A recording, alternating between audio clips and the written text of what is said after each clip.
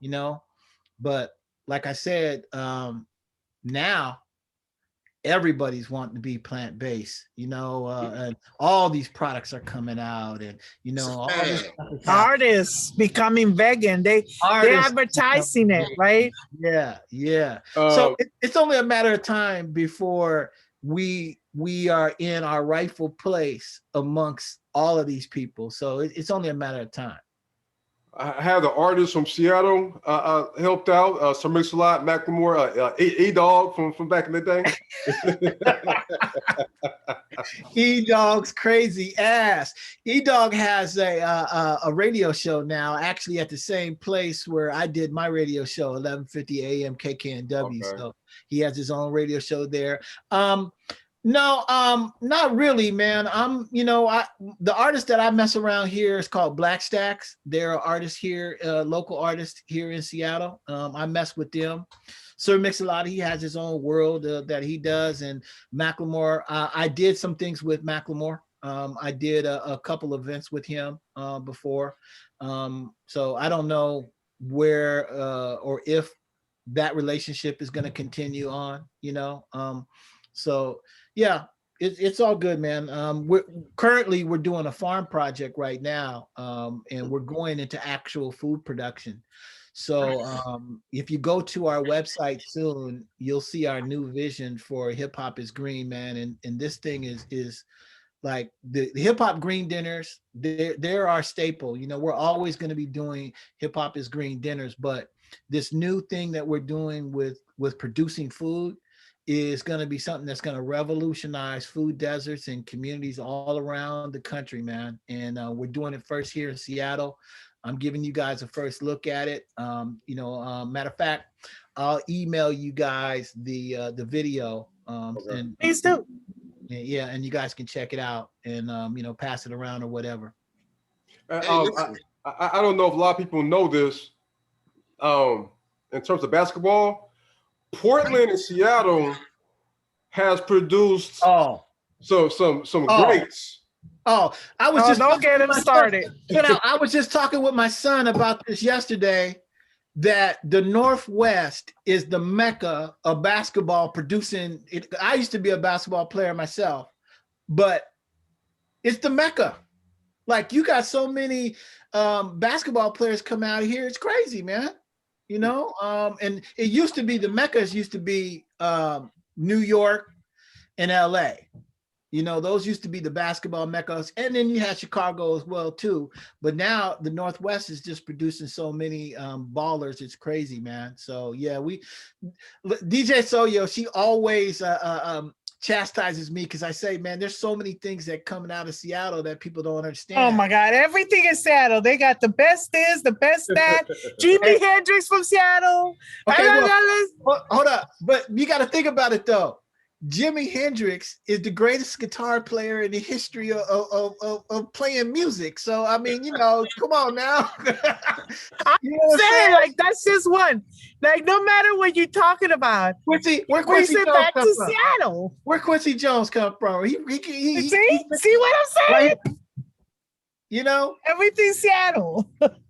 and then you got to go to the white folks. You got Bill Gates. You got Jeff Bezos. You got all the people that are creating all the technology. They came from Seattle.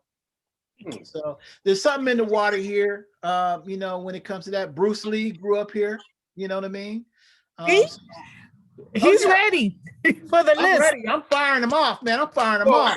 It's funny because, like, certain cities, you kind of expect certain things.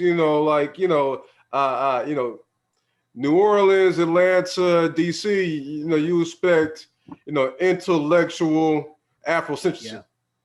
Mm-hmm.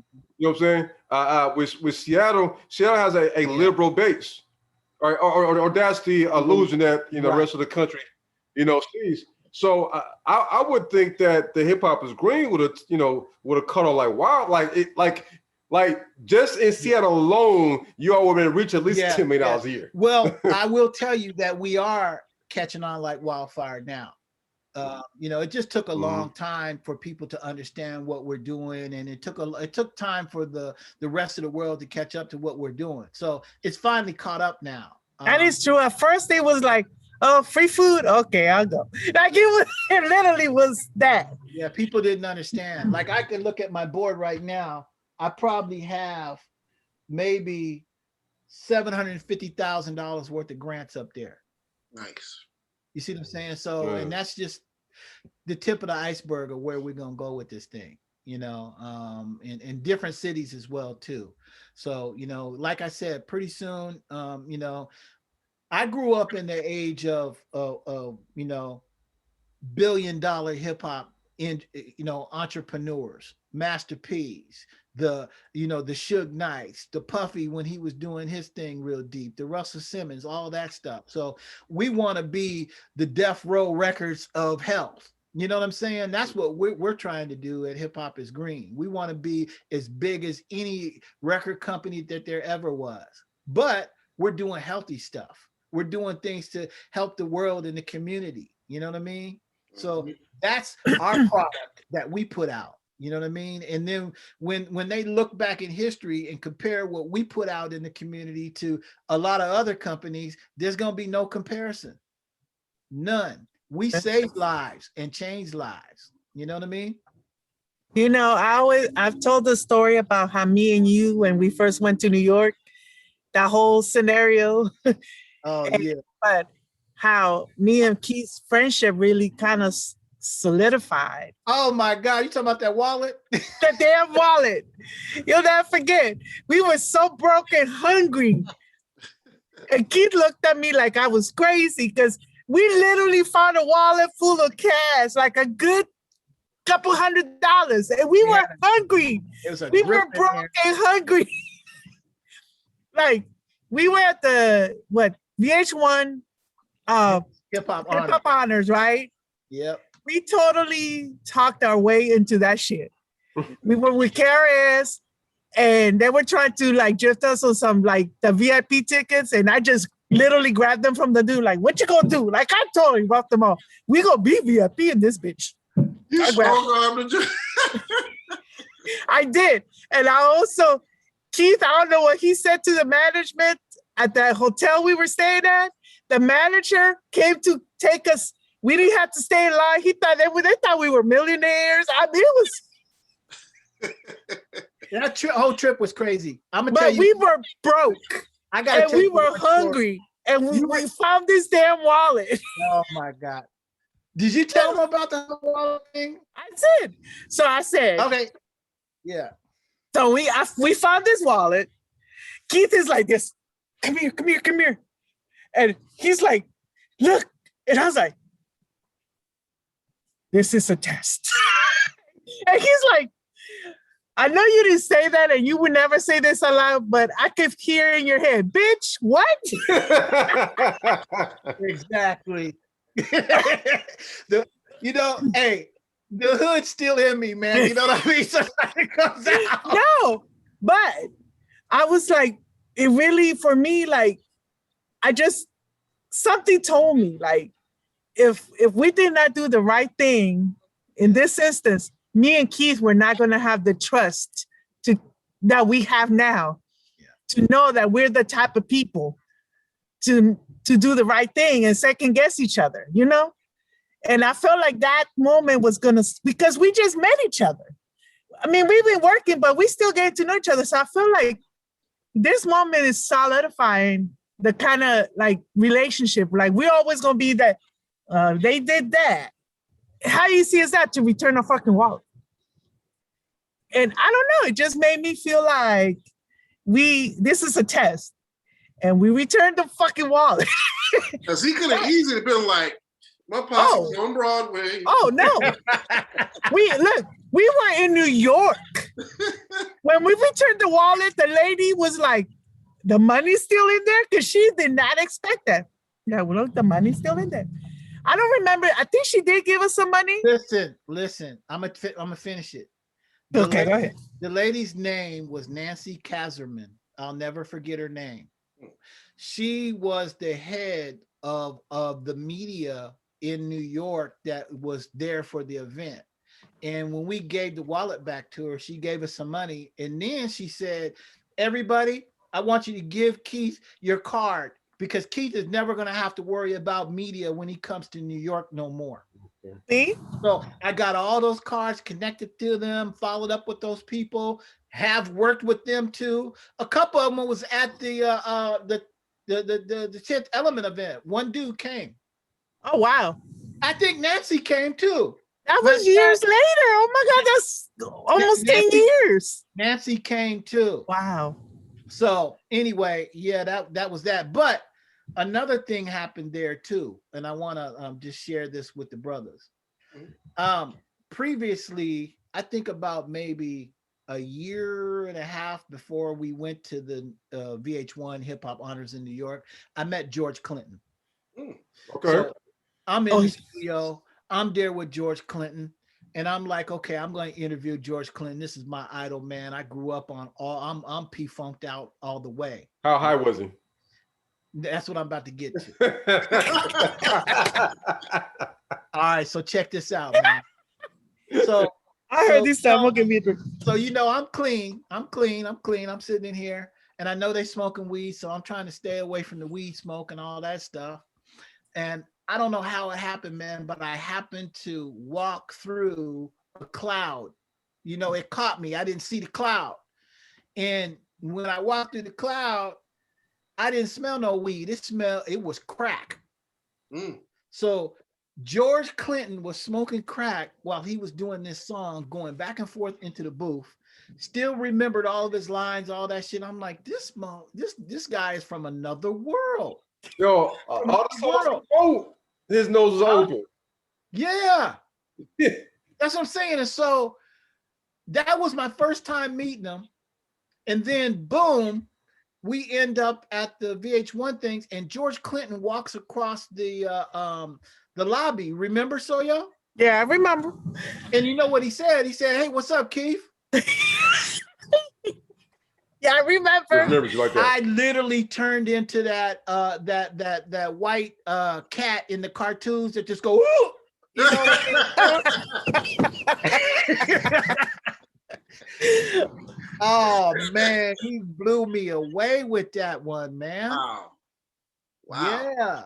That trip was hilarious. Like, we had so many moments, like, so unreal. I think George is clean now, though, by the way, to be honest with you. I think I Good. don't think he's stupid anymore, man. So, that's a blessing, man.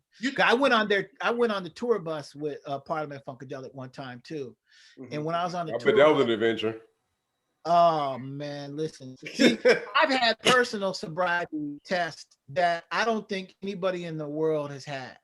I was literally on the Up and Smoke tour for 13 cities with Snoop and Dre. That was a test for my sobriety. I was on the bus with Parliament and Funkadelic, and they were literally handing out a baggie about this big with nothing but heroin in it. They got heroin. I'm like, man, these dudes is on another level, man. How are they still living? I don't know, man. I don't know how. I don't know. I don't even know what to say, man. But I got testimonies on it, man. So the thing about it is that I always knew that when I quit, that it was going to be my last time using, and I go through life not even having using on my list of things to do. So it's not even on the list anymore. It used to be like, oh shit, I'm having a bad day, or oh, I ain't got nothing to do, or oh, I'm feeling this, and it's always on the list. It's on the list. It's on the list. Now it's not even on the list. And that's where I want to get people that are that have really deep addictions. We got to get people to that level where it's not on the list no more. And it can happen. Where it just comes second nature. Yep. It's crazy because I always think back to we just named DJ Screw and Pimp C and all that. But I'm like, I've had this conversation with a couple people where it's like, addiction has destroyed the Black creative genius for decades. Like, I mean, you think back to like Miles Davis, Charlie Parker, Coltrane, Hendrix. Like, I mean, like, you know what I'm saying? Scores of creative Black genius, Black minds. the addiction, man, has rocked us. You know what I'm saying? Yeah, I'm so glad you brought up those names, man, because those people were giants, man. Billie Holiday. Holiday, yep. Just giants, man. Matter of fact, here goes another crazy situation. When we were signing the Hip Hop Declaration of Peace, DJ Soyo comes up to me with a crazy look on her face and holding her cell phone up. And I say, what the hell is going on? I'm on stage. Why is she bothering me? She's bothering me. Anyway, Prince had died right when we were on stage. That's right. Right when we were on stage. I had to make the announcement to the crowd right there. We got that moment on camera too. It was a crazy moment. On stage with me was Easy AD and DJ Tony Tone of the Cold Crush Brothers. Now, when you guys know, when you have a DJ that knows what the fuck they're doing, you ain't got to tell them nothing. DJ Tony Tone saw the whole moment that was going on, and they put on Let's Go Crazy. And that's what we signed the Hip Hop Declaration of Peace. To Prince. Everybody came and we signed it to Let's Go Crazy, man. And you can feel the energy in the room, man. Like you can feel it when we signed this document because Prince was a vegan. Right. You know what I mean? And unbeknownst to everybody in the room, doing a green dinner at Paisley Park Studios was on my to-do list. That was literally on my to-do list. Wow. So yeah, man. So anyway, that was a crazy moment. Yeah, it was. It was wild for me too, because I literally was in New York when Michael Jackson died with my mom and my son. I took him to New York for a hip hop event, and Michael Jackson died. And then I'm in New York again, and Prince died. I was like, what the hell is happening here? Maybe you need to stop going to New York, so yo. Nah. I'm gonna keep going to New York. But nah. I'm really proud of you, Keith, man. This is awesome. Like, thank you. I am. I'm really happy. That means a lot coming from you. That means and Keith, no, I give Keith a hard time all the time. Like when he calls me, I'm like, all right, Keith, but what about this? What about that? I don't think you should trust that person. I don't know about that one, Keith. Sometimes he'd be like, you're right. He learned like some of the things I say, like, he was like, okay, you were right. I said, I told you that 5 years ago. And Keith, I apologize for cutting you off. Better be the scratch. The scratch will cut. Yeah. Oh, it's okay. You know what I'm saying? No worries. We'll be talking, and then next show come on. So he don't give us no wiggle room. Yeah. He be like, he just be like, hey, you guys, hold on 1 second. My daughter's asking me something. Hold on 1 second. All right. That was a good one. Oh, yeah. I'm happy with it. Oh, yeah. Oh, that was a good interview. You okay, Brian? You tired. Yeah, I'm tired. I'm tired. Had a long day. Yeah, man. I didn't have a long day. It's been all right. Hey, look, I literally did mailings all damn day because What are they mailing out now? Well, see, on Tuesdays and Thursdays, I do a BTF mailing. Like, they'll email BTF, it to okay. email to me. So I did just that. right by here. And then as soon as I finished that one, I had to do an SPD mailing.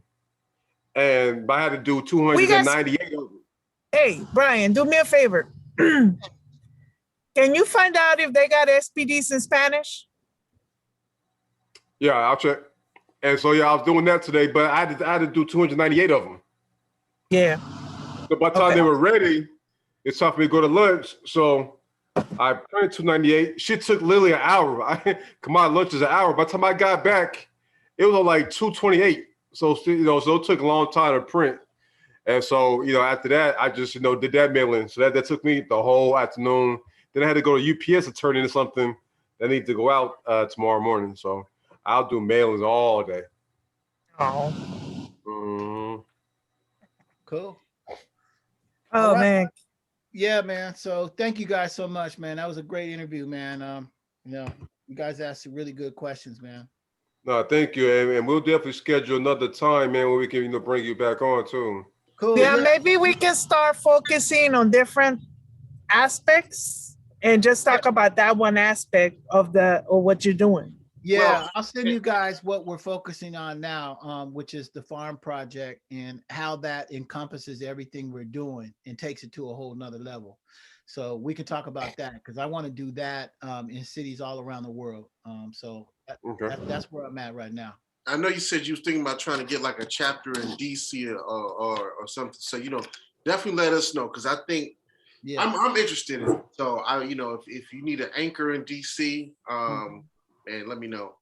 Yeah, like I told Keith, it's like it's not that I don't want to do it. He knows damn well I do it. It's just that I know where my timing, I wouldn't give it its proper, focus. So finding the right person that's the thing. Like they have the time, they can put the effort into it. It's big. I'm there to help. I'm always there to help. That's not a problem, but I just can't take that on like full. It'd be too much. I know me, and I gotta like. I just wouldn't be able to do. I'd be stressed, especially how much I was DJing. I had no time, and it's about to pick up again. Yep. June 11th, DC's opening up. Yeah, DC's opening up on June 11th. Yeah, I'm still gonna wear my mask. Okay. Because I don't trust these motherfuckers. Yeah, I hear you. But if I get, start getting booked or whatever, more consistent. I just did my first party this past Saturday, and I got a wedding in October. Okay. So it's coming together. Like now, I think now that we know more about how it spreads, what you can do, wearing the mask, distancing. Yeah. It's a little better than a year ago where you didn't really know what the fuck, like you didn't really know. Yeah. So it was a very scary feeling. Yeah. How did everybody do, through COVID and everything? Everybody's family's all right and everybody's, Yeah, I've been blessed that none of my family members either succumbed to it or actually had it. So. Oh, okay. Same here. Same here. Yeah, me too. Andre's cousin was the only one, and he was fine. He's young. He was just like, okay, I feel like I got a cold. Like he was young. It didn't hit him. Yeah. Other than that, everybody did well. So in that sense, we have been very lucky. That's good, man. Some of our friends were not so lucky, Yeah, no, that's a lot of people. Yeah. Okay, well, guys, I gotta go, but thank you so much. I appreciate everything. We'll talk later. Anytime you want me to come on, I'm there. All right. All right, sounds good. Okay. Cool, thank you. All right. All right. Talk to y'all later. Hey, Rakim is having a thing right now, so if y'all want to go, On where? I'll send y'all the link. He's doing some kind of concert or something. Okay. All right, I'll say, All right. yeah, I love. I'm like this. All right, we gotta go. It started